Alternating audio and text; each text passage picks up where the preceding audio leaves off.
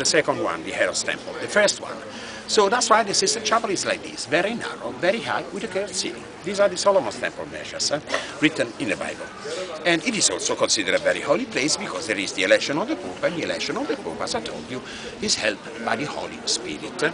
So there plays also a transenna here, dividing the holiest of the holiest from the ordinary part. The transenna instead it reminds to the veil of the second temple. Inside the second temple there was a veil dividing the holiest of the holiest from the ordinary part of the temple. We remember, when Jesus died, the crying of Jesus broke the veil inside that temple. So here there is the holiest of the holiest. They placed, some wooden chairs inside there to elect the Pope. And said here, the cardinals can discuss about, the new Pope and all the rest, standing up as well. Anyhow, he also called, the most important artist of the Renaissance time to fresco this place, except the ceiling. And the ceiling at that time, it was just a blue star sitting for a while. And so he wanted to have, the representation here of the life of Moses, and on the opposite side instead the life of Jesus. These are the two lawgivers of Christianity, Moses and Jesus. And under the supervision of Pietro Perugino, Sandro Botticelli made three of them, and many others were, to represent Moses and Jesus. Maybe the most important one is this one. This one is Pietro Perugino's, the handing over of the keys from Jesus to St. Peter. St. Peter received, the symbolic keys of heaven, a golden and a silver one from Jesus himself.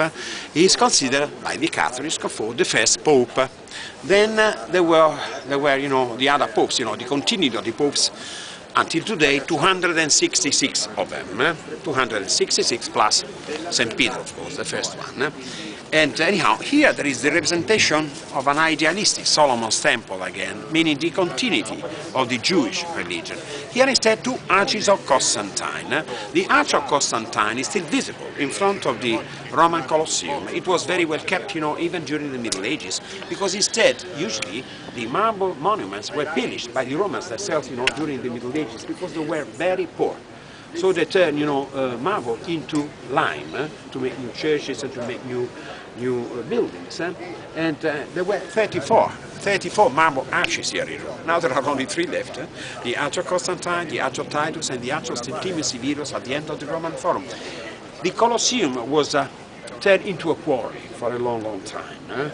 So, and also the bronze statues disappeared. 90% of them disappeared because they were turned into tools. And instead, marble statues didn't disappear because they were already underground. That's why they were saved. So this is what happened. And I would like to go there, but I see there's still... I'm a very talkative one, but someone is worse than me. So, you know what, you can have a look, a glance also there, but anyhow,